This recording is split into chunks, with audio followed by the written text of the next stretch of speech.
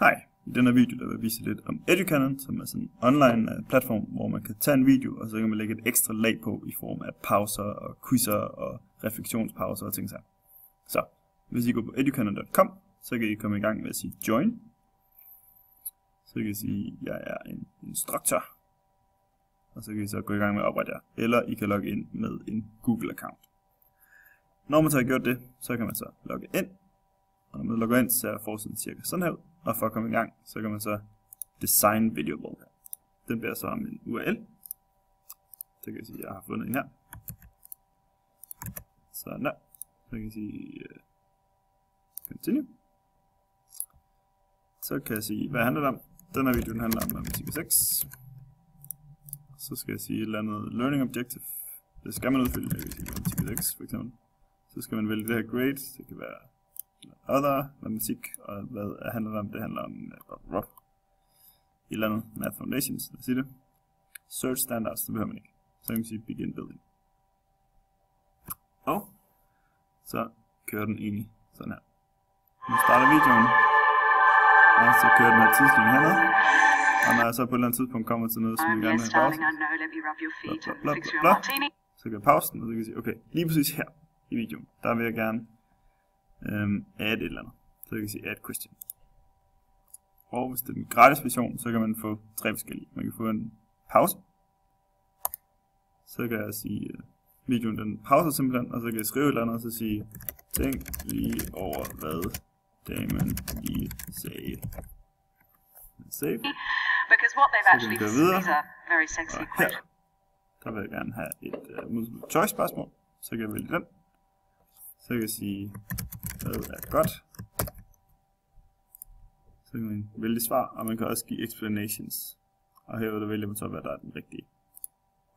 Og man kan randomize answer order, sådan så det kommer i forskellige rækkefølger for forskellige elever, hvis det er. Så det kunne fx være godt. Det er mad. Det er 6. Den answer. Jeg vil gerne have muligheden af, at det kan være søvn. Og jeg synes 6 det er godt. Perfekt.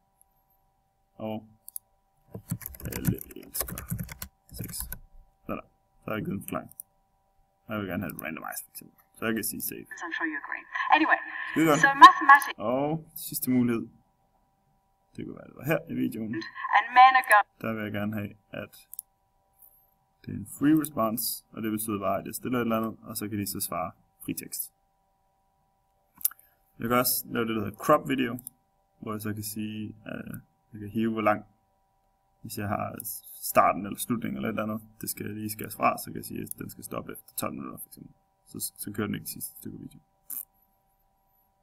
Crop, og så kan jeg sige finish build. Og hvis man har lavet en klasse, så kan man generere det. Hvis man ikke har lavet en klasse, så kan man få den her hernede i bunden, der hedder public link. Og den virker altid, den kan de gå ind på, og så kan de køre det hele igennem.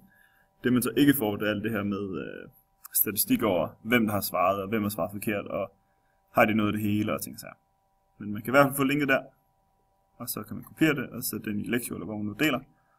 Luk, og så kan man sige save and continue. Save and continue, og så kan man gøre det her, og så kan man lukke. Og så er man lige done. Så kan vi gå tilbage.